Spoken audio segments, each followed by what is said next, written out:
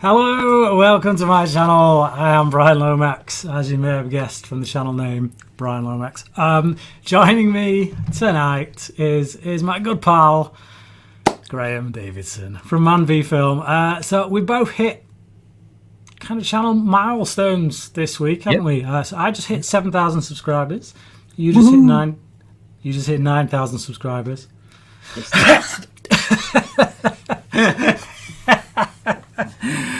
No, but so for those who don't know, and I'd be surprised at this point if you didn't, but me and Graham both do a podcast together called The X-Files Revisited. I know, right? For real. So if you're not watching or listening to that, then do yourselves a favour. Do us a favour. Go over, subscribe to our X-Files Revisited podcast channel and check us out. Especially if you're an X-Files fan. You've no excuse in that case. But yeah, me and Graham have kind of been in this game, the whole YouTube thing, around about the same time. I think Graham popped in a little bit after me. And yeah, we've just been mates ever since, really, haven't we? So pretty much, I thought, yeah, I thought given that we both hit landmarks together, it'd be a good idea to do a Q&A, as is customary, but do one together. So if you've got any questions, guys, in the chat, thank you, by the way, to everyone who's joined us. Cole Warner, Tony Movie, Dale Strunk, Jason Voorhees, Jordan Moran, Daniel Skinner, Bat Ass. Yeah, and whoever else is there who may be joining us. Aaron White, my good friend Aaron White. So yes, hit us up with some questions if you want us to answer them. I can't guarantee we'll get to them all. Obviously, you stand more of a chance with super chats because they're going to get highlighted, and obviously we're going to feel more obligated to answer them. But by all means, throw in some questions there. But in the meantime, Graham, what was it's been a while since we've been mates. What's your yes. Yeah, what's your memories of getting into YouTube, and just talk a little bit about the whole YouTube journey, how you got from where you were to where you are now. Is there anything you would have done differently? What you feel you've succeeded at? Just throw some stuff at us. Go. Well, Bryan, it's really a rags to riches story. Without the riches, obviously. Yeah. Just collecting more rags. Yeah, it's rags to more rags, but nicer rags. YouTube for me was a kind of outlet, being a kind of film fan. There was nobody in my life, nobody around about that was as passionate about movies or watched the kind of crap that I watch. Anybody that checks out my letterbox, I watch a lot of crap. So I can vouch for that. Yeah, so basically YouTube was a chance to meet people that I wanted to connect with, that shared passions with me. The goal of YouTube was to meet people and possibly get some screeners for movies so I could save a little bit of cash rather than spending all my money. Not big aspirations, not looking for superstardom or anything like that, because let's face it, the niche market that we are in is never really going to happen. But pretty much met all of my goals, so everything that happens now is just basically a bonus. Yeah. What about you? I mean, why did you start it? Totally the same. It's just like so at the time when I started, I was working at Co-op. So I just literally, I was pulling what little hair I had left out. And the people that I worked with, there was some of them who'd kind of joined me from Blockbuster, and I could still talk movies with them. But aside from that couple, it was like there was no one really to talk movies with on my level. Because for me, I can sit there in a room and just talk movies all day with someone. Yep. If I'm at a party, if there's that one person that I find who just wants to talk movies, that's it. I'll be over in a corner with that person talking movies, and everyone else will be thinking, why is he being so unsociable? But it's just like when you try and have that conversation that you're having with that person in the corner, with any regular person. It's a lot of, yeah, I don't know, really. It's just good, isn't it? And it's just like, oh, crap. So literally, like, you know, like most people, you see people like Jeremy Jahns and Chris Stuckman, and you're like, I could do that. And not because I want to be them, but because that's me. You know, they are. I would have been them at school or wherever they would have found themselves, being that guy who talked about movies. So suddenly YouTube just opened up this whole world of like, oh wow, we do have a place where we can take our freakish little passions and go wild with them and not be judged for it. Get judged for plenty of other things, but For sure. like our opinions on certain things. But yeah. Anyway, let's see if we've got any questions from our camp. Hello, everyone. Cole Warner. Oh, hang on. Blimey.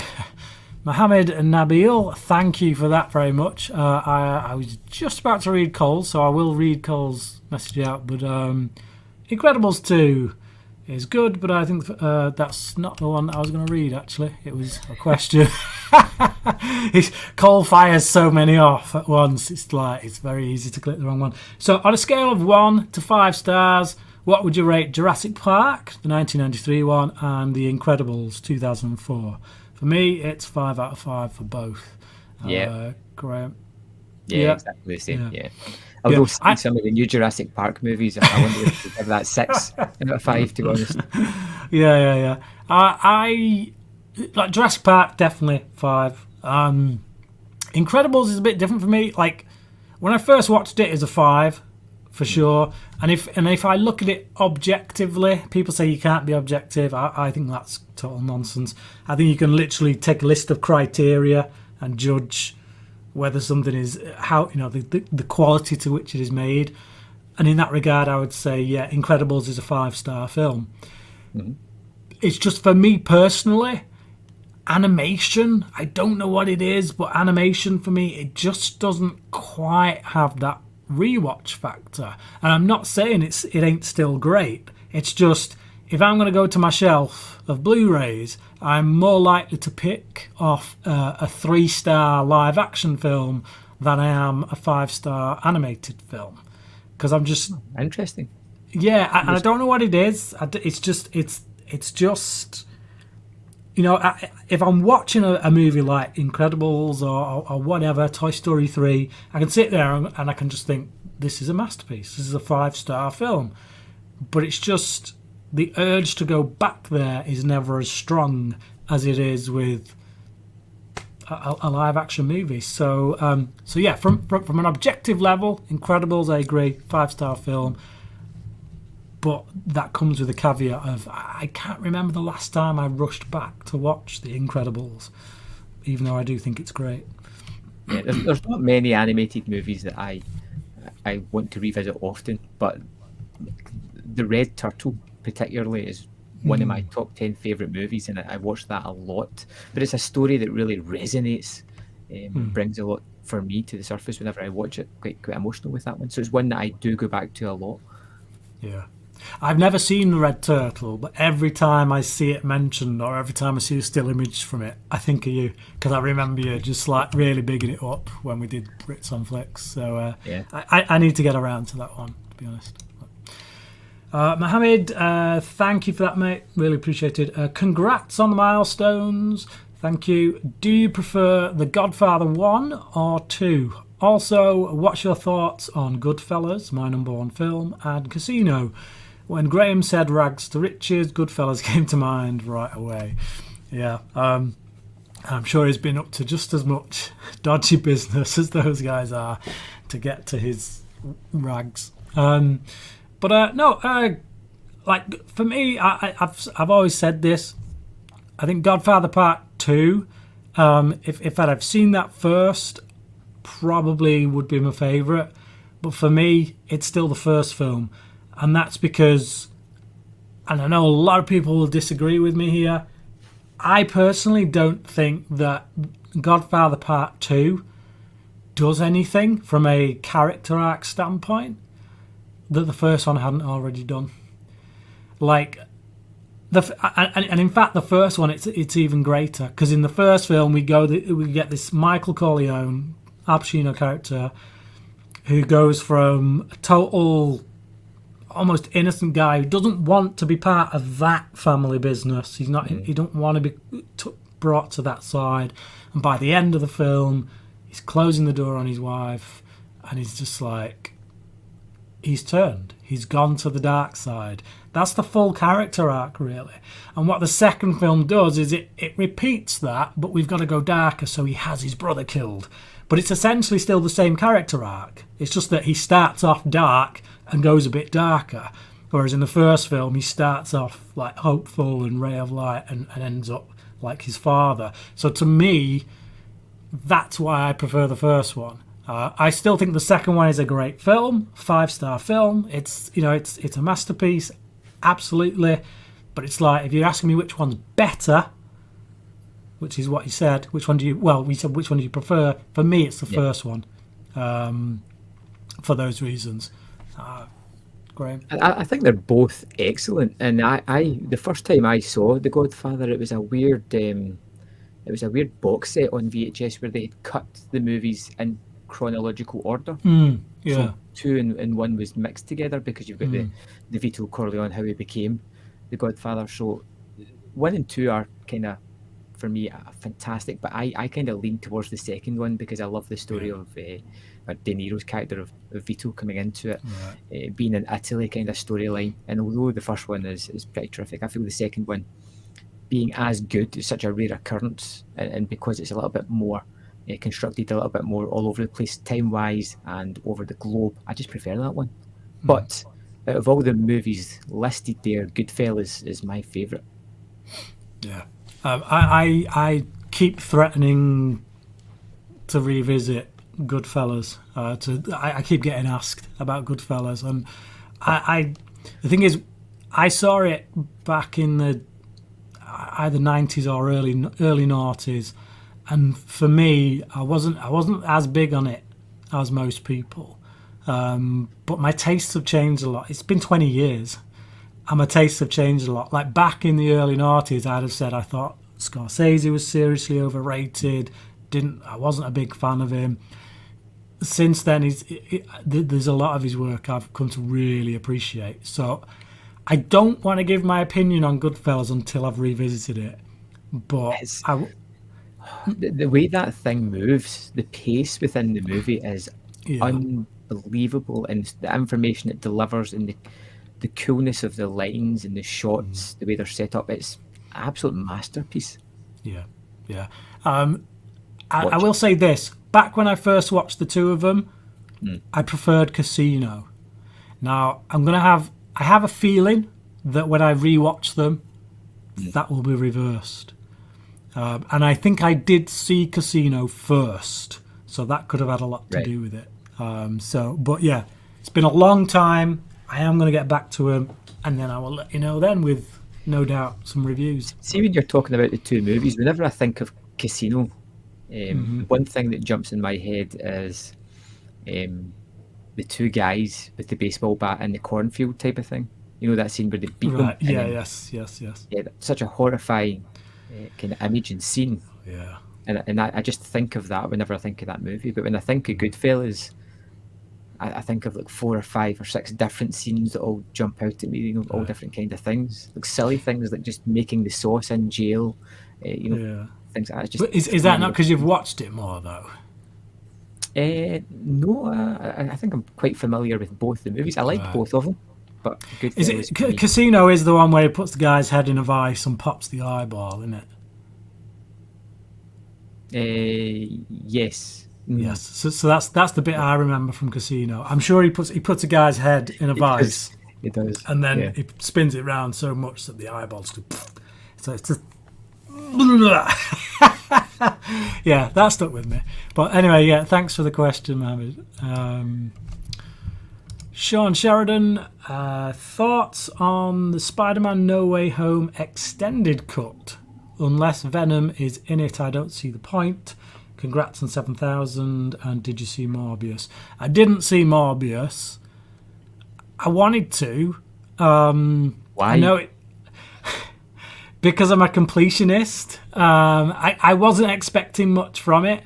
I didn't think much of Venom 2 or Let There Be Carnage first time I saw it. I watched it again. I watched it again recently on Now TV, and I think even less of it. So it's not improved with age. The first Venom movie improved. I gotta say, first time I watched it, I was a bit okay, all right. And the second time I watched it, I was like, this is a guilty pleasure. So I went to the second one, kind of thinking, for the second time, thinking maybe it's probably that kind of movie again. And then the second time around, I was like, oh man, this is actually worse than it was the first time, and it weren't that great. I preferred the second one to the first. Oh. Dude. Anyway,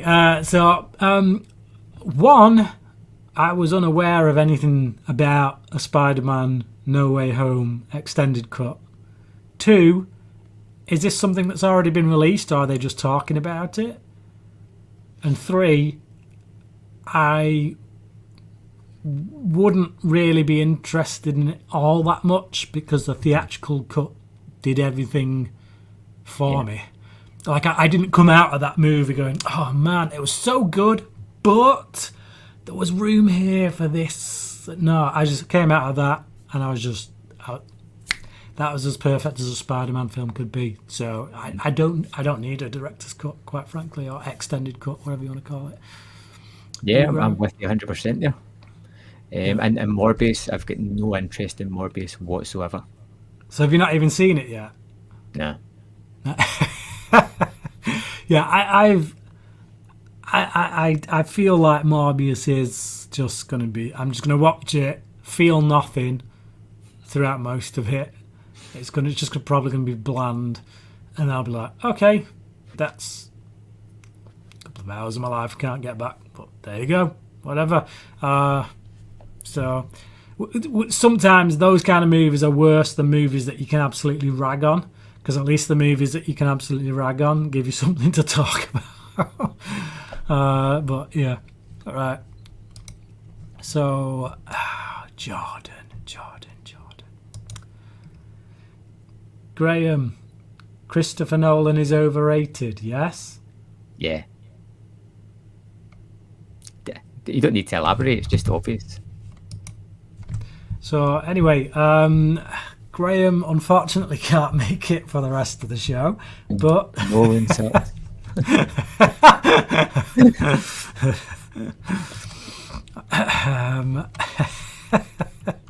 He's decent. There's certain fanboys that just seem to want to worship at the altar of Nolan. Dale Strunk, thanks for being awesome as always, guys. Going through a bit of a rough patch right now with family. God bless you guys. Really sorry to hear that, Dale. Hope everything clears up for you, mate. Yeah. Might not want to go into specifics right here or anything, but if you want to chat and rate, mate, just private message me. Yeah. I always find that getting out of the house, going for a walk, clearing gets clear. Definitely. A bit of distance can help. Especially from family. Yeah. Daniel Skinner, you are always very entertaining to watch, Bryan. Keep up the good work. Thank you, mate. Much appreciated. As always, also, what are your thoughts on American Psycho, Crank, and From Hell? Well, American Psycho is great, and is a movie that I feel has improved with age. It's just, yeah, it really great film. Christian Bale in it is absolutely phenomenal, and just the commentary on modern culture, and even though it takes place in the 80s, you can apply a lot of it to the mentality of people today. Crank, the first one I find entertaining, but I don't like any of the characters. And for me, if I don't like any of the characters, that's hard for me to latch onto, because I've no one to root for. And I've heard people say before, or read people say on my own channel because they leave comments that you don't need likable characters to have an engaging movie. And no, you don't. I feel that's true. But there has to be enough within them, some glimmer of hope that maybe they could change their ways, or maybe there's something so stacked against them that you can see why they've become the way they are, and that kind of fuels hope that maybe they'll change or whatever. I just find that Crank is full of despicable people doing despicable things, and like there's not a right lot in there to make me root for them. So okay, you've got one guy who's going to die as a result of something that these bad people have done to him, but he's not a morally he's not high on moral fibre, is he? So, but he's such a great character. He's just got a zest for life. He'll do anything to stay alive. Think of the positive, Brian. I love Crank and the sequel. I think it's amazing, and I think because it's so in your face and aggressive, and it was unlike anything we'd really seen before because of the way they filmed it. I just find it like an adrenaline shot. Yeah, Crank 2 I hated. Love it. Crank I can appreciate, and I kind of understand why some people really love it. Like I can look at it and go, yeah, the way it's shot and that just the action scenes are bonkers, and for it to come from like practically no budget from these two filmmakers that we'd barely heard of, I was like, yeah, I can see these guys going places. Unfortunately, they've got that Rob Zombie syndrome, which is where they've carried on directing stuff that they've written themselves, and unfortunately, they're not great writers. Like they wrote and directed Gamer as well, which that wasn't great. Bloody awful. Didn't they do a Ghost Rider? Yes, Spirit of Vengeance. They did that as well. They wrote Pathology, which they didn't direct, but they're still responsible for the script. And if you ask me, that was the worst thing about that film. So yeah, they're two clearly very accomplished guys when it comes to directing, like working out a visual and knowing what works. Like even Gamer had some pretty groovy visuals, that whole dance sequence that went on. But they just can't write. The scripts are terrible. The dialogue is terrible, and it's like, thankfully they came out of the gate with their best work first, which was Crank. So yeah, I'd love to see him direct something that they didn't write. As for From Hell, honestly, all I remember about that film is Johnny Depp being stoned for most of it and sitting in a bathtub or something. It wasn't that memorable real life, for right? me. Yeah, yeah, it's just home video. Yeah, I didn't think much of From Hell. I don't think. From Hell, I can't remember at all. Like, probably could do with a revisit. Yeah, I don't remember thinking it was great, and I've not really had an urge to revisit, so it definitely couldn't have left that much of an impression. Oh no, you're kidding me! Oh, when did that happen? Oh, earlier today. Oh man, I've 91, been I believe out. it was, yeah. Oh, blimey, that's an age, isn't it? I've been out all day. Yeah, I love Philip Baker Hall because he's done a lot of work with Philip Seymour Hoffman, but with Paul Thomas Anderson. Like one of my favourite movies is Magnolia, and yeah, Philip Baker Hall is a really great character actor. So that's a shame, real shame. Where did he go, Aaron? Where are you? Since I'm such a Superman fan, I know he usually ends up with Lois. I'm guessing that's an answer to something else. As a Superman fan, I know he usually ends up with Lois Lane. When it comes to Batman, besides Catwoman, what popular love interest does he have, and who is your favourite for him to end up with? Talia al Ghul, I guess. Like, Vicky Vale was a thing in the 80s, 90s, but they seem to have just completely done away with her in regards to the comic books. Now they've recently brought Meridian Chase into the comic books, but they've made her bisexual because, every character these days needs to be for whatever reason. If you read comics, seriously, I'm not even kidding, but when you read a Batman comic book these days, if you look at all the characters that are on one panel, it's more the bisexual characters tend to outnumber the straight characters. It's fact, but yeah, I'd say Talia al Ghul, because the thing with Talia al Ghul is there's this constant tension there that she loves Batman, she loves Bruce, she's even got a son with him, for crying out loud.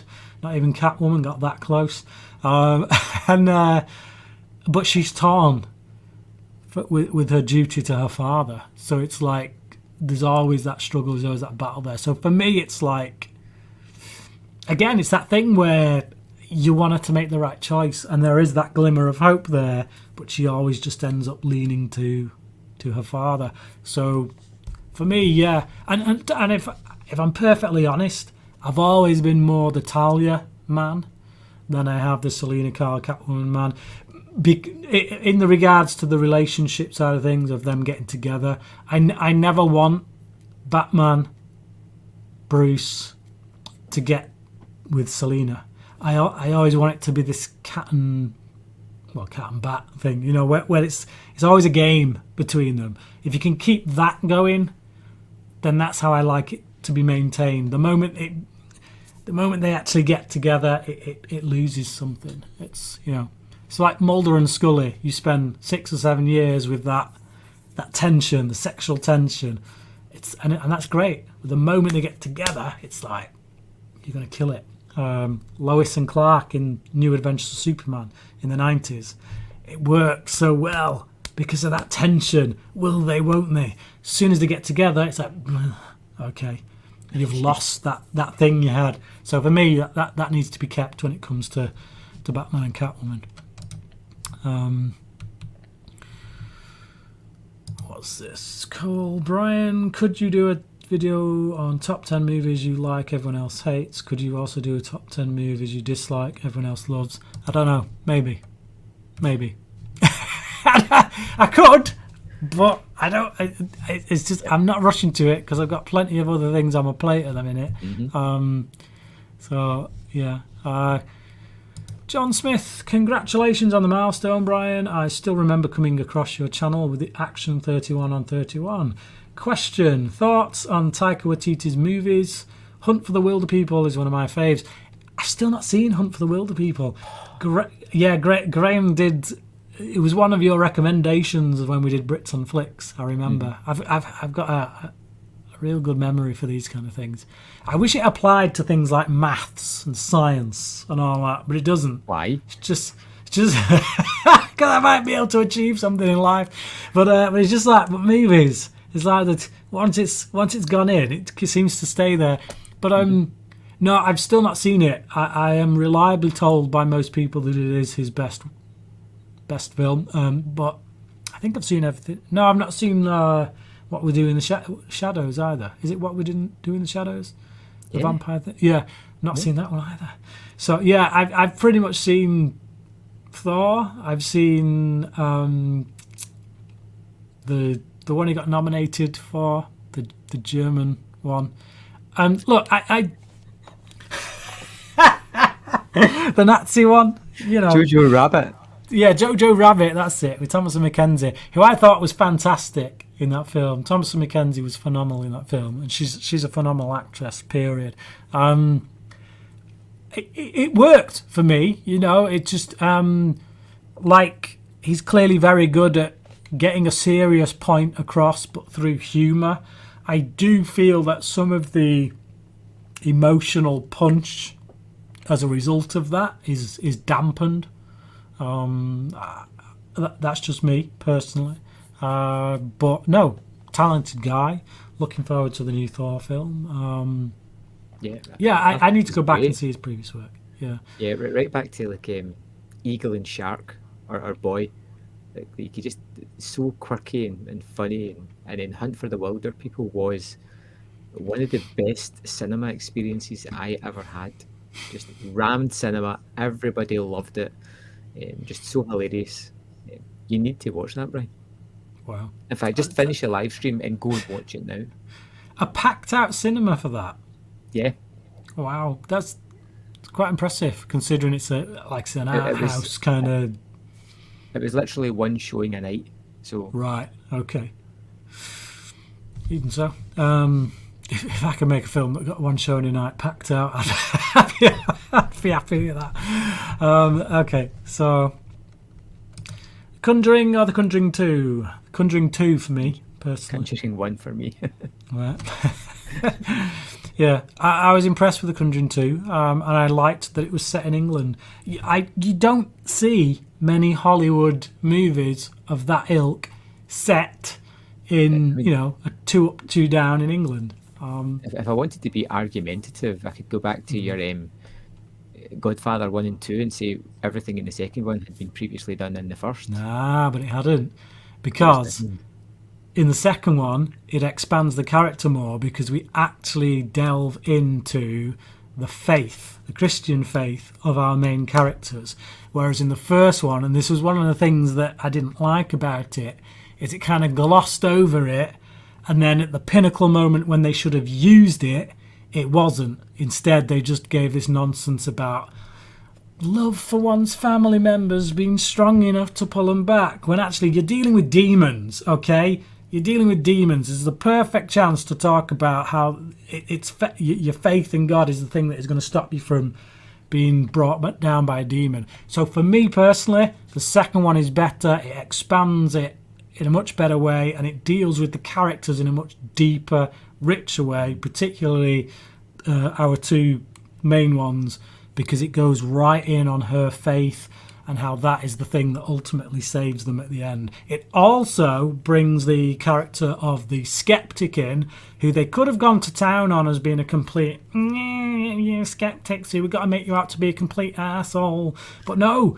she raises some really good points throughout that from an outside, obviously we're watching it unfold, so we believe in it, but the arguments she raises, you can imagine, if this was sent to print or whatever, and those arguments were put forward, if you're reading it, you've not seen it, they're valid arguments. They're the kind of things that would make these kind of cases seem like complete nonsense. So I liked the respect they paid to a character like that. So for me, everything about it was just better.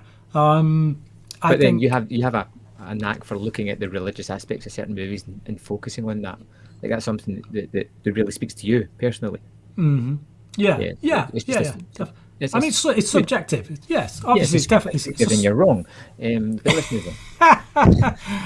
Like I say, the skeptic woman. It wasn't about her being a skeptic in the religious side of things. It was about her being a skeptic in what these people were experiencing. So, I remember seeing both of them in the cinema. I've got to say, like The Conjuring specifically, the last half hour of that was some of the best horror making I've seen. Yeah.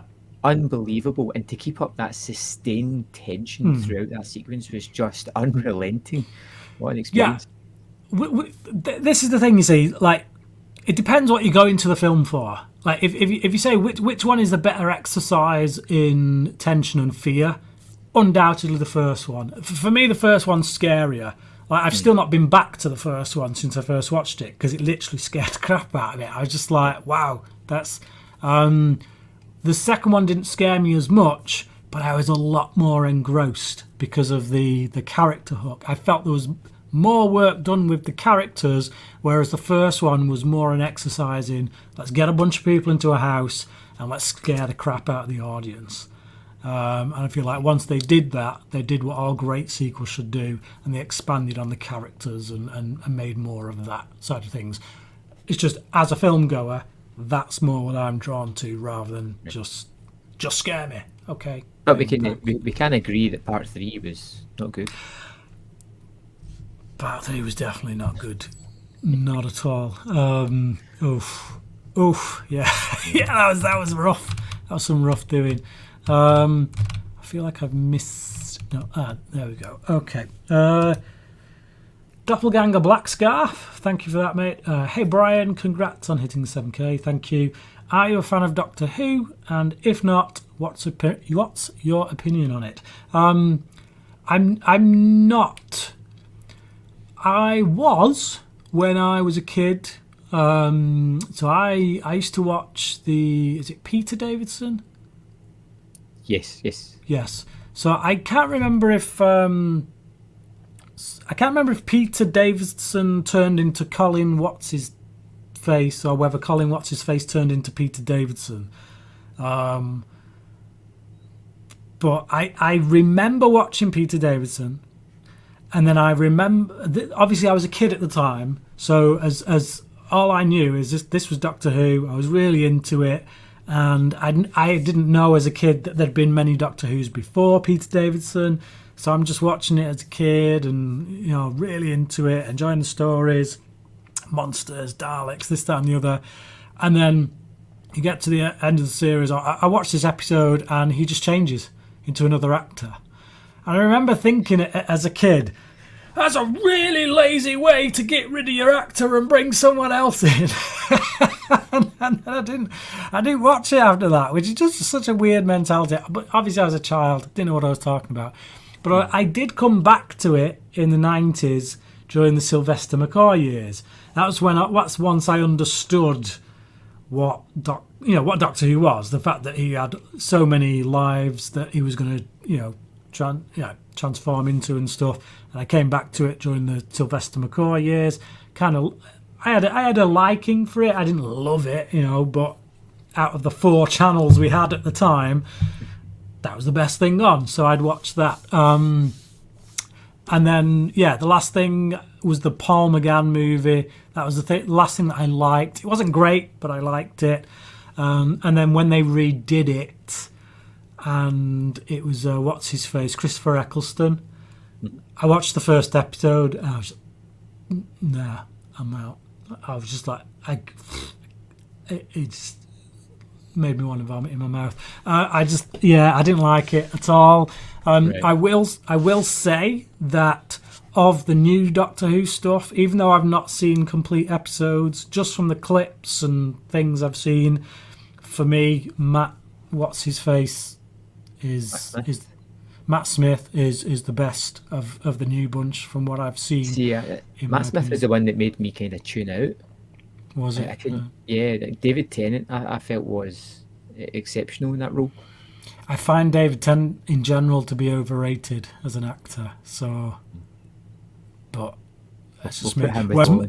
Matt Smith I find to be quite unsung, to be honest. If you watch the Ryan Gosling directed movie, something River.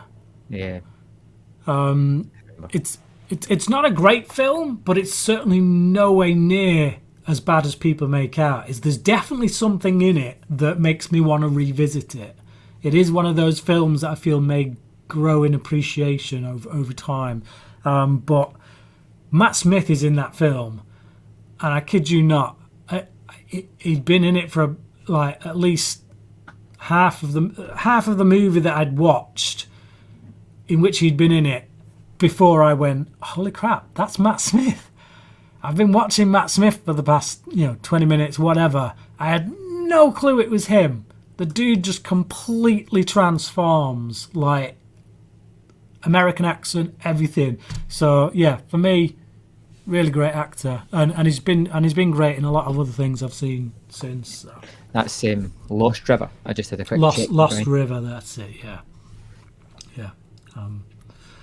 It's a strange film, but it's beautifully acted, and I do think it's really well directed. It's just for anyone who likes your David Lynch kind of things you've got to really figure out, and what does this mean? What's that mean? If you're into that kind of movie, then give it a watch. You might get something from it. I enjoyed it. I liked it. But it's also one where I'm like, I don't quite know why I liked it. Yep. And I understand why people might not like it. So, yeah. But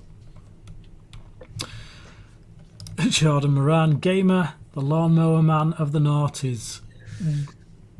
Yeah, I don't know if it's that bad, but yeah. Oh, I think it is. I think it is that bad. Yeah, it's not as badly directed, but it just everything else, unfortunately, is just. It's the script. The script is just appalling. So, Sean, why do you dislike John Carpenter's Vampires? For me, his most underrated movie. Great villain and brutal vampires. Great western setting and badass James Woods. I agree with you on the badass James Woods. I agree with you on the setting. I half agree with you on the brutal vampires. They are more like how I want vampires to be, but I didn't find the main villain to be great at all. I felt like he was... It's just fantastic. The long trench coat and the going for the over the top Twilight look. It just hashtag not my vampires. I thought the bad guy was great and vampires. Really? Yeah, the main vampire. Yeah, I think is it Thomasine Griffith or that? Like I remember after watching it, I went to search out more of the guy's movies. Why? Because I thought it was great. Is the vampire in Ballad? I just found that they had no charisma at all. It's not in that movie anyway. It's like a hunter. It's a shark. It's a killer. Yeah, do you want like a top hat and a cane and a song and dance? Like he's out there. He should be charismatic. You look at Gary Oldman in Bram Stoker's Dracula. When he's in human form, when he's trying to seduce women, the dude is charismatic. You can understand why this woman who looks way too young for him would be won over by him because he's got charisma. There's many different facets towards a Dracula kind of type, a head vampire type. They should be charismatic. They should be able to lead a group convincingly, and then in a turn of a dime, turn into the most vicious, animalistic thing you've ever seen. Like he may have had one of those sides down, but yeah.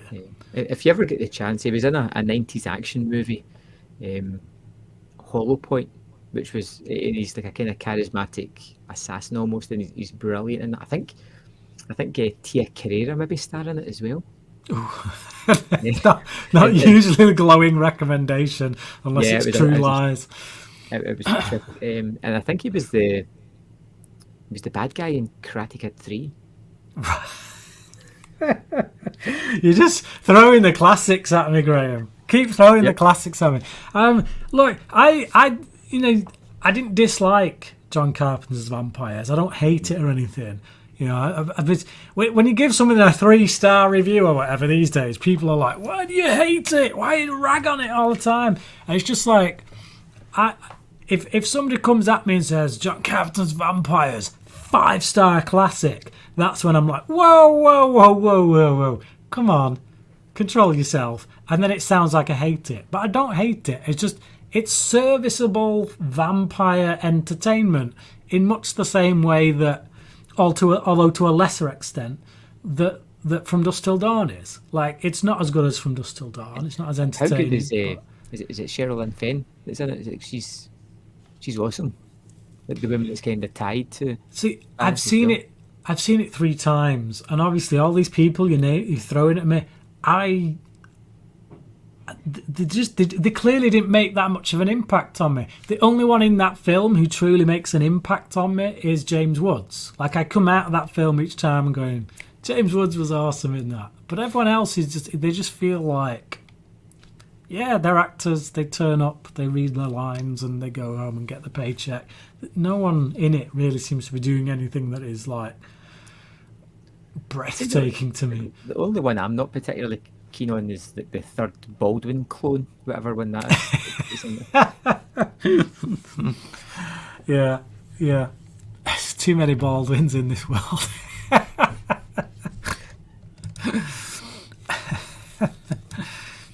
Slaughtered Lamb Movie Podcast evening, folks. Hi, how do you do? Another one from Sean. Do you think Magnolia drags a bit?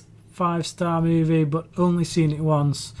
that runtime drags for me. I think even the director said he would cut the time a wee bit. Not a big Cruise fan, but he is 5-star in it. No. No, I don't. I don't think it's that it drags. I just think that it hits you with so much that you feel like you need a break. And there's a difference. I think there's a difference between something being dense, where it's just like, wow, man, that's heavy. That's just like, let me just go off and have a breather, which is what Magnolia is. Because it's heavy, heavy, heavy all the way through. It's just, everyone's going through crisis. Everyone's at the darkest moment in their life. It's just like, but ultimately it's a film about hope and treating each other better. It's just, you, as Mark Kermode would say, there's a lot of Shawshank before the redemption. And it's a film about a lot of Shawshank, you know, before you get to the redemption. So no, I don't think it does drag. I just think it's heavy and there's a difference. Whereas, you know, Jurassic World Fallen Kingdom for me was a film that dragged, because there's things blowing up, there's, you know, all these action sequences that way you should be like, whoa, yeah, adrenaline pumping, but you're there going, oh man, how long's left? Right, it should be half an hour left, so if I get out of here as soon as the credits hit, I should be able to make it to the car and get out of the parking lot before everyone. If you're thinking that stuff in a film with explosions and stuff happening, then that's dragging, because you're clearly bored and you're clearly thinking about other things other than what's going on screen. So yeah, I never feel that during Magnolia. With Magnolia, I just feel engaged. I feel hooked into each of the characters. I feel emotional, depending, you know, like which point you are in the film. So no, it's a 5-star film, and it's a 5-star film for a reason. There's not a wasted moment in it, and yes, Tom Cruise is bloody phenomenal in it, and should have got an Oscar. But there you go. Yeah, it's all right. I knew you were going to do something like that. Yes, Freddie Lee, thoughts on Steven Soderbergh's best film, Out of Sight? Well, my thoughts on Out of Sight are that, indeed, it is Steven Soderbergh's best film. I love it. Love Out of Sight. It's in my top 100 movies of all time. Yeah, it's a perfect movie, as far as I'm concerned. Chemistry, like Jennifer Lopez, let's face it, has never done anything that good since. Never. And never will. And not only is... it's not only that she was in a good film, it's that she was good in it. Mm-hmm. You look at Jennifer Lopez in that film and you go, wow, she can act. She's got amazing chemistry with George Clooney in that film. Yeah. It was the first film I saw Don Cheadle in and thought, who's this guy? Because he's incredible. Like, I've been a fan of Don Cheadle ever since Out of Sight. It was Out of Sight that made me go, yeah, he's the talent. So yeah, incredible film, great caper. Yeah, it's. Yeah, I mean, you say caper and things like that, but this thing, particularly when we get to Detroit in the second half of the movie, it's bleak, it's washed out, and there is a severe threat all the way through it. You feel as if anybody could possibly die in this. And no matter how many times I watch the movie, every time the guy trips in the steps on the way to the end, it just surprises me. It's fantastic. Yeah, big time. Steve Zahn's great in it, really funny. Man, I wanna go and watch it again now, to be honest. It's been some years since I've watched it, but you've just put it back on my radar. No, I love Out of Sight. It's a really incredible movie. And don't get talked about enough. And for anyone who's a fan of Jackie Brown, if you haven't seen Out of Sight, get your ass on it now, because it's kind of a sidequel to it. They exist in the same world. Michael Keaton's cop from Jackie Brown shows up in Out of Sight. Well, they're both from Elmore Leonard books. Yes, they're both from Elmore Leonard books. But obviously, because of strange copyright issues, there was a basically Soderbergh had to ask Tarantino if he could use, or the studio at any rate, if he could use Keaton, It wasn't up to Keaton. Obviously, Keaton was like, "Yeah, I'm down for it," but they had to get permission because actor's likeness is tied to a particular film iteration. So while Leonard's got the copyright of the book, they've got the copyright of the image connected to, yeah. So it was a bit weird. But go and see it, because obviously Tarantino and the guys who made Jackie Brown gave it their blessing, and for good reason, because it's a bloody good film. I would even say it's better than Jackie Brown, personally. That's just my opinion, but there you go. Yep, that's Brian's opinion.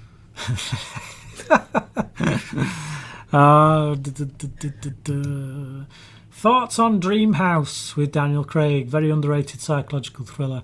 I went into it from two perspectives. One, a huge fan of Jim Sheridan. Really big fan of Jim Sheridan. Great director. If you've never seen In America, watch it. The scene where he's trying to win the teddy for his little girl. I can never watch that scene without crying. It's a phenomenal film. But he's also made a few films with Daniel Day-Lewis, really great ones. The Boxer, In the Name of the Father. He's a really incredible director. He writes his own stuff as well. So, great writer-director. Fantastic. So when I found out that he was doing a horror film with Daniel Craig, I was like, this is interesting. This is something that interests me. He's branching out. He's going to do something differently. So I was on board for Dream House. I wasn't somebody like looking at it going, what's this then? No, I was looking at the name on the director's list. I was thinking, I'm excited for this. I want to see this. Then all the reaction came out to it, and it pretty much got universally panned. There weren't that many great reviews for it out there. And my interest for it suddenly waned a bit, because I was like, oh no, I don't want my opinion of one of my favourite filmmakers to be tainted. So I ended up not going to the cinema to see it, and I waited until it came out on rental, and I watched it. And it's literally one of those films that's right. It's right in the middle of where you want it to be and where critics are saying it is. It's no way near as bad as the critics are making out, but it's no way near to the film you were hoping for, given the talent that's involved. It's just an average haunted house flick, and it's kind of like, okay, it didn't offend me, and there was some good character stuff in there, there was some good performances in there, but yes, considering the talent attached, I was hoping for a bit more. But, Graham? Wasn't interested, didn't watch it. Okay. I've taken a bit of a jump there. It really annoys me, the comments at the side when you start scrolling and then it just suddenly goes whoosh, and you're like, great. Jake Corinthos, Lost River is alright. Lynch meets Refn. Gosling is a fan of both, so it makes sense. Yeah, absolutely. I feel like the comparisons to them kind of hinder it, because it becomes very easy to dismiss it as a result. But just because something is like something, doesn't necessarily take away. Just because Avatar is like Dances with Wolves but in space, to me that's a lazy kind of put down of it. A lot of people kind of I'm not saying you're doing that, Jake. I'm not saying you're trying to put the film down. But it is that thing where if you're going to critique something negatively, like the whole Dances with Wolves in space thing, that to me is not a valid criticism, because Dances with Wolves is a great movie. So if you're doing that in space, then you've got a great movie in space. So, but yeah, if you're a fan of Lynch and Refn, then I do think people should check it out, and then not use that as a critique when you see it. Just say, okay, fine, I didn't like it, but list the reasons as to why I didn't like it, rather than just, it's bad Lynch or it's bad Refn. Because, but I get what you're saying, though. I get what you're saying.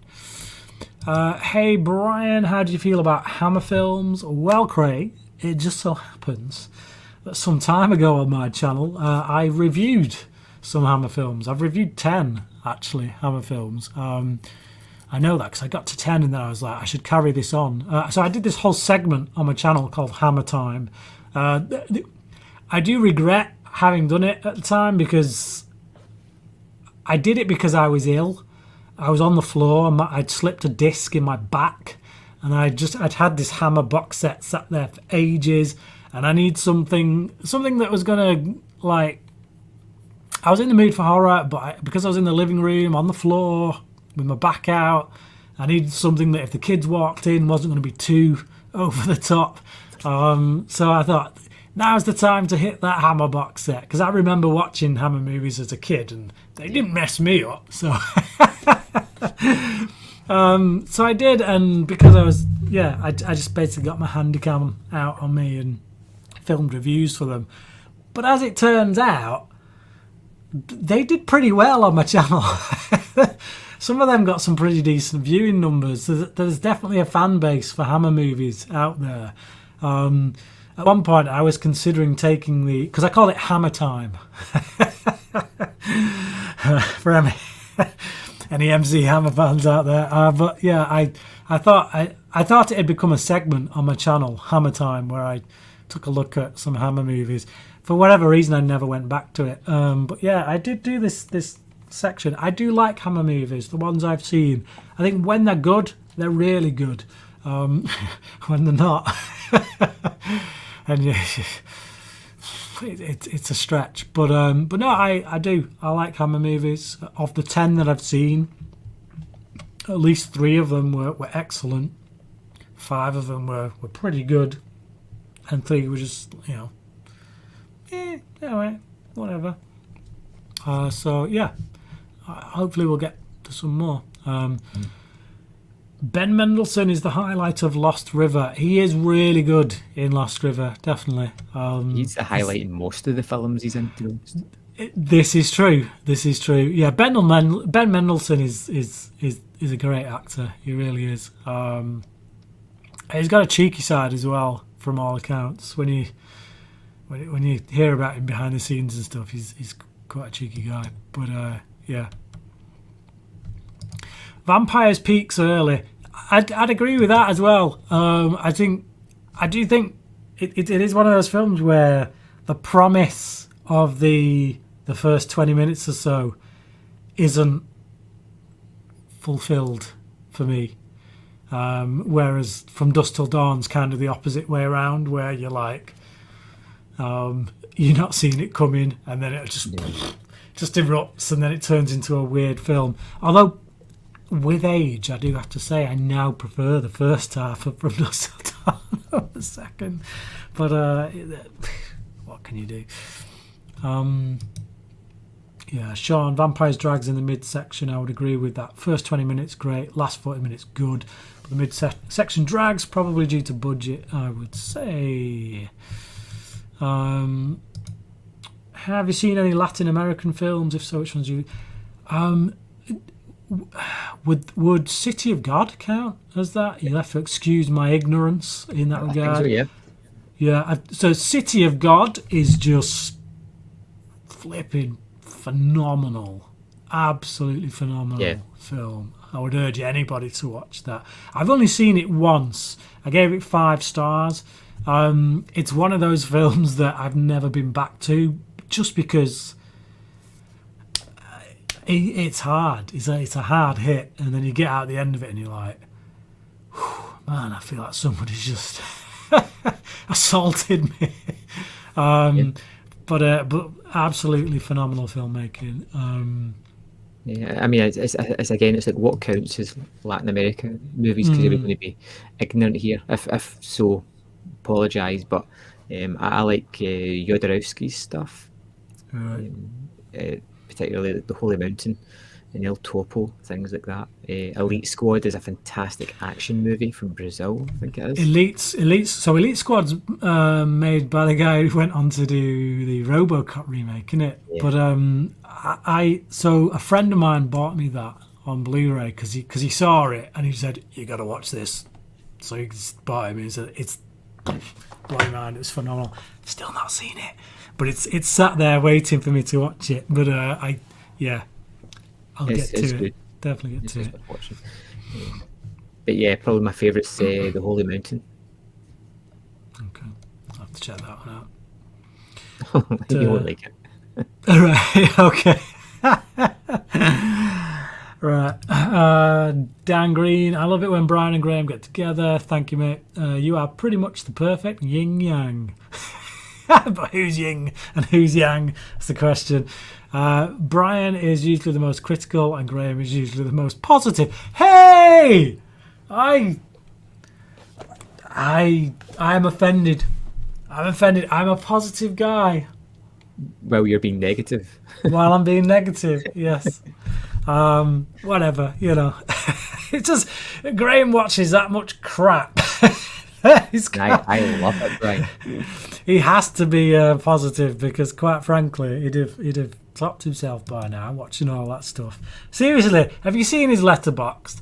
Check out his Letterboxd diary. Some of the crap he's watched, man, is just like, and he watches at least one film a day. Sometimes just for kicks, I go through Graham's Letterboxd diary just to see what he's been watching. I'm like, what even is that?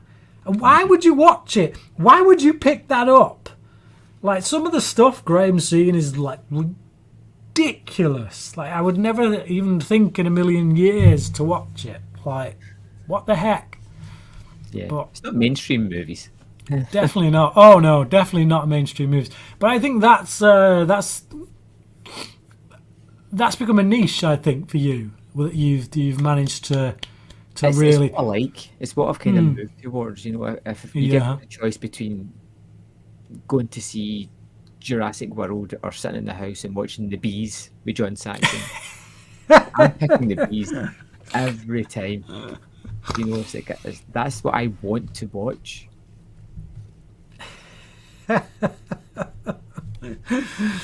Oh man. Okay. Yeah. It's. Graham suffers through it, so we don't have to. That's the way I look at it. Jake, have either of you seen Starred Up with Ben Mendelsohn and Jack O'Connell? I've got it. I've actually got it on DVD and Blu-ray and still not seen it. So I originally bought it on DVD because everyone said it was a great film. I love both of those actors. The director as well is a really good director. I think he's the guy who did Hell or High Water. So I was definitely interested. So I bought it on DVD. And then a couple of years later, still having not watched it, Poundland was selling it for £1 on Blu-ray. So I thought, well, I've not seen it. I may as well upgrade so that when I do watch it, it'll be in high def. But yeah, sorry, still not seen it. But it is a film that I'm expecting to like, given the talent involved.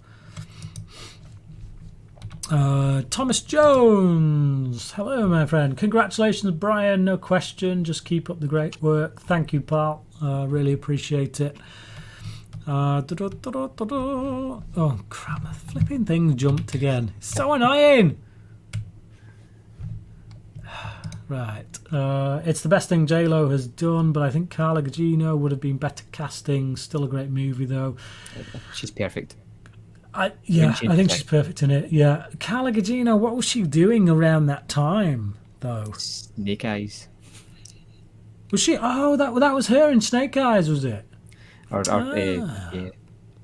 She was in Spy Kids as well, was she? Yeah. Right. Okay. It took a long while for me to kind of notice Carla Gugino, and I really like her. I really like Carla Gugino, really do. But it took me a while before she really got on my radar. She was one of those actors who suddenly you know them, suddenly they're everywhere, and you're like, so who is this person? And then you check out their, at the time it would have been IMDb, and you're like, oh, I've seen loads of their movies. How did I not know who they are? And then you go back and you watch them again, and you're like, can't believe that was them the whole time. Yep. So, but yeah, I do like her. But no, I think Jennifer Lopez was perfect in it. There's no need to change it really. And there's no need to play that, oh, they might have been better, they might have been better, because she's perfect in it. So she's not perfect in much else, unfortunately, which is sad, because when, it just shows you what a great director can do, I guess, and being propped up by a great cast around you, it brings the best out of you. So, hey guys, what do you think is the best movie based on a video game? I took my kids to see Sonic the Hedgehog movies and thoroughly enjoyed them. Jim Carrey's on top form, fun action and likeable characters. I was surprised by the first Sonic the Hedgehog, by how much I liked it. I wasn't quite as sold on the second one, and I took my kids to see the second one because I'd had such a good time with them in the first. So I was a little bit disappointed. I think it's like most sequels, they go larger, don't they? Whereas the first one, because it mostly stayed in the town, it was a bit more. Obviously, they didn't want to spend too much money in case the film bombs, so let's keep it a bit simple, keep the story a bit simple. But the moment more characters start all coming in and they've all got to have their own little arcs, it just became less interesting to me. Whereas the first film, I was like, no, that was pleasantly surprised, and I would probably say it is my favourite computer game based movie. If you hadn't talked about it after asking that question, it probably wouldn't have popped into my head. I'd have probably been like, ooh, racking my brains, and then reluctantly go with one of the Resident Evils and just say it's not a high bar to set, is it? And that's simply because there's just not really any great video game adaptations. But then you followed it up with that comment about Sonic the Hedgehog, and I'd say, yeah, I will say Prince of Persia is a bit underrated. It's not a great movie. Also, Warcraft is very underrated. Again, not a great movie. I'm not saying these are 5-star film material. We're talking about computer game adaptations here, so the bar is very low. So, yeah, Prince of Persia, Warcraft, and Sonic the Hedgehog, the first one for me. They're the three that I think of. I would say my favourite movie adaptation of a game is probably Werewolves Within. Right. It's a good standalone movie. You don't need to have played the game either, and it's basically like a small town, and they're kind of shut off from the outside world. Somebody may or may not be a werewolf who's killing everybody off. Right. So it's basically like a whodunit type of movie, but all the characters are such wonderful, larger than life, unusual people that just add a lot of humour into the film. So Werewolves Within, yeah, really good. Okay. Jennifer Grace, Sonic films are really good. My favourite was the second. James Marsden and Jim Carrey were really good in them. I've said this Jim Carrey's spectacular, so that's no question. But I've said this for years. James Marsden is such an underrated actor. He gets put in a lot of movies that are kind of like just, he's put them together pretty quick. We throw him in the cinema, boom, and he's kind of a side character, whatever. But I honestly believe that James Marsden he's a truly great actor that is mostly stuck in average movies. But if you look at him in like something like The Box, look at him in Sex Drive, where he steals the show, like it's a comedy and he's the funniest thing in that movie. You look at him in a what I personally consider to be a great chick flick with 27 Dresses. You look at the chemistry between him and Katherine Heigl in that, it's really great. Yes, I'm throwing 27 Dresses out there, people. But I do. I think he's a great actor who needs that really great script. He needs a really great director to say, you know what, I recognise that this guy's been sidelined for far too long, and I'm going to put him in my script. Just please, someone give Marsden his due. Doppelganger Black Scarf. Have you seen any Ghibli films? If so, which one do you like? You like Fireflies, don't you? Is it? It was a good film for sure. It's a bit depressing. My favourite is Spirited Away. I liked My Neighbor Totoro. I saw the one with the cats in it. Is it called? It's not Kiki's Delivery Service. Is it the Cat Return? It's the Cat Returns, isn't it? Yeah, it's not. Kiki does have a cat in it, but it's not like. Yeah, it's the one with all the cats. There's Yeah. loads of the little girl goes to a place where all the cats are speaking. That one didn't really grab me, to be honest. Has very much an Alice in Wonderland kind of vibe about it, which I've never been that big on as far as stories go. But yeah, certainly Spirited Away for me, and Princess Mononoke. So they'd be the two big ones for me: Princess Mononoke and Spirited Away. I mean, technically, the Red Turtles a Ghibli movie, although not necessarily. Like I think what's been counted here, they did have a part in financing it. Yeah. Yeah, but it wasn't made out of their studio kind of thing. No, it wasn't. I'm quite partial to Nausicaa. Okay. Valley of the Wind. I like that one. There's another one I've seen, and I'm struggling to remember which one it is, but I've definitely seen another. Yeah. Okay. So, Daniel Skinner, thank you once again, mate. I'm currently in a Tom Hanks mood. What are your thoughts on Philadelphia, Apollo 13, Castaway, Big, Splash? So basically, his CV. Start listing his whole CV. Polar Express, I find to be a bit overrated. I think it's an average Christmas movie. And there's the positivity, folks. I can't get past the whole Deadeye thing. I just find it creepy. It's just, and it's an okay story, but I just find it a bit creepy. Road to Perdition is phenomenal. Don't care what anyone says. It's a phenomenal film, and I remember like when it came out, a lot of the reviews, the main negative that I seemed to see a lot of people picking on was Jude Law's performance, and I was like, why? Because he's great in it. I don't get it. I feel like they just needed something to pick on, just so they could say, well, it's not a perfect film, but it is a great film. No, it's a great film. Sam Mendes on top form. It looks beautiful. Cinematography in it is just phenomenal. I love it. I love Road to Perdition. It's a great film. Splash, loved it as a kid. Not seen it since I was a kid. Yeah, it's been a while. Ron Howard's pretty much a reliable director. Yeah, either way. Big, again, saw it a lot as a kid. Loved it as a kid. Not really seen it as an adult. I've got a feeling it'll be one of those films that if you watch now will be quite inappropriate. Yeah, because isn't there something in there about him still be...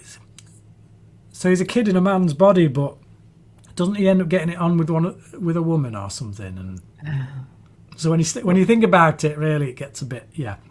Anyway, Apollo 13, brilliant. Again, Ron Howard, one of Ron Howard's best films, I would say. It's absolutely fantastic. Philadelphia, again, fantastic. Jonathan Demme. So Jonathan Demme, I don't know, people might not know this, but Jonathan Demme took a lot of flack for Silence of the Lambs. Obviously, not too much flack because he won the big 5 Oscars at the Oscars, won Best Film and all that. But he still took a lot of flack from groups like LGBT groups of the time that were scared that the portrayal of Buffalo Bill was going to, put a lot of transgender people into a particular box. And I do feel like Philadelphia is a reaction to that backlash. Kind of like, almost like, hey, look, I'm with you guys. It just so happens to be a very good reaction to that backlash. So it's not like he's just, I'll cobble something together, throw a film together and put it out so I can say, hey, I'm not transphobic. Right, move on. Let's go to my next project. No, instead it was like, actually, I'm going to find the best script. I'm going to find the best actors, and I'm just going to nail the crap out of this thing. And Philadelphia it's a really powerful film, very emotional ride, I think, and proof that Jonathan Demme was, he wasn't just the guy who did Silence of the Lambs. He was a truly great director who played in many different fields, many different genres. So although we're missing probably Hank's biggest movie off that list, The Burbs, which is phenomenal, absolutely wonderful. Is it though? It is. It is. Is it really? Yeah, one of I think it could be in my top 10 of all time. I mean, if you want to go further, we're missing Joe versus the Volcano. No, give over. Yeah. Give over. The Fantastic Volunteers with John Candy. Yeah. Now I know you're joking. What about Dragnet with Aykroyd? He fights a rubber boa constrictor. Why are you naming all these crap ones? Okay. Where am I? Oh, gone. Oh, blimey. I've just realised we've gone well past the time I told my wife I was supposed to be on for. So, just a quick one. Dale, Raising Arizona is my favourite Coen Brothers film. I think it's phenomenal. I think everybody needs to watch it. It's funny as anything. And it's got one of Nicolas Cage's best performances in. David Neighbour, congratulations. Thanks, mate. Looking forward to you guys continuing the X-Files podcast. Yeah. Thank you. Everyone in the comments, everyone watching this, if you haven't checked out our podcast, there's one more. Please do it. Super chat. I'm just going to get to that. So Mohammed, thank you once again, mate. Just took a glimpse of Graham's letterbox. That emoji says it all. Safe to say that guy definitely lives up to his username, Man v Film. Absolutely. Look, this guy right here is my brother from another mother. We, like I say, we do a podcast together. We're good friends. There's very few people on YouTube I say that about, and it's just he's reviewed a movie or put a video out every day for the past 5 years. Yeah, that's some serious commitment, right? He watches at least one movie every day. I wish I could find the time to watch one movie every day. Never mind at least one movie every day. Just don't sleep. But so if you don't know this face, if this is the first time you've seen this dude's face, go over, check out his film. The link to his channel is in the description below. Go and subscribe, and nothing more needs to be said. But other than that, thank you everybody for joining us. I do need to just throw something up. These are my lovely patrons right here, half of them anyway. The other half will be coming up in just a moment. If you want to support this channel a bit more, do check out my Patreon page. There's also a join button just below this somewhere. It's like a membership on YouTube. You can join, become a member. You get perks, whether it's videos that no one else gets to see, or you get to request reviews and things all like that. X-rated. They're OnlyFans for Bryan. No, most definitely not. But no, it's a good little community that I've got going. We've got a Facebook group as well, so if you become a member, you become part of that Facebook group. And lovely bunch of people. Come and join them. And it's just a really great way to support the channel if you feel that way inclined. But other than that, just throwing a thumbs up, subscribing, sharing the video, that is all great too. That is the kind of support that just helps to build the channel. So Thank you for watching, everyone in the comments. Thank you for anyone who's done super chats or offered a question up. And yeah, until next time, cracking.